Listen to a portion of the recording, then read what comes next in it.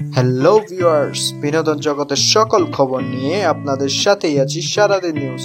আবারও প্রথম হলেন টলিউড কিং সাকিব খান। মেরিল প্রথম আলো পুরস্কার তারকা জরিপে এবারও সেরা চলচ্চিত্র অভিনয়শিল্পী হিসেবে পুরস্কার ঝুলিতে পড়েছেন ডাকাইত সিনেমার চলচ্চিত্রের জনপ্রিয় অভিনেতা সাকিব খান। এই নিয়ে তিনি ছয়বার মেরিল প্রথম আলো পুরস্কার পেলেন।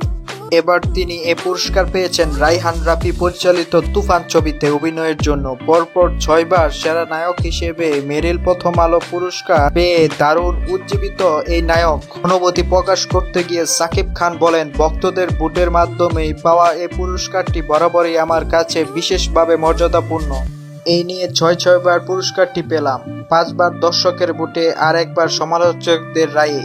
এই পুরস্কার পেয়ে পরের বছর আরো অনেক বেশি কাজ করার তাগিদ অনুভব করি আমি। সাকিব খান আরো বলেন, আমি কৃতজ্ঞ ওইসব পাঠক এবং ভক্তদের প্রতি যারা আমাকে মেরিল প্রথম আলো তারকা জরিপে চলচ্চিত্রের সেরা নায়ক হিসেবে নির্বাচিত করেছেন। এছাড়া তুফান ছবিটির প্রযোজনা প্রতিষ্ঠান এবং আমার সহশিল্পীর সঙ্গে সংশ্লিষ্ট কলাকৌশলীদের ধন্যবাদ এ ধরনের একটি ছবিতে আমাকে অভিনয় সুযোগ দেওয়ার জন্য। সাকিব খান বর্তমানে ভারতে অবস্থান করছেন তার বরবাদ সিনেমার শুটিং এর জন্য।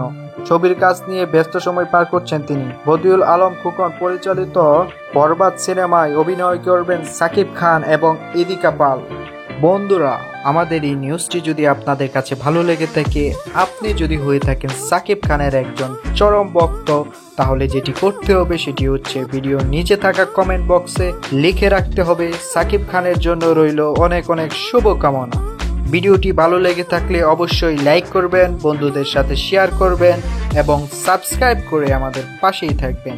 ধন্যবাদ।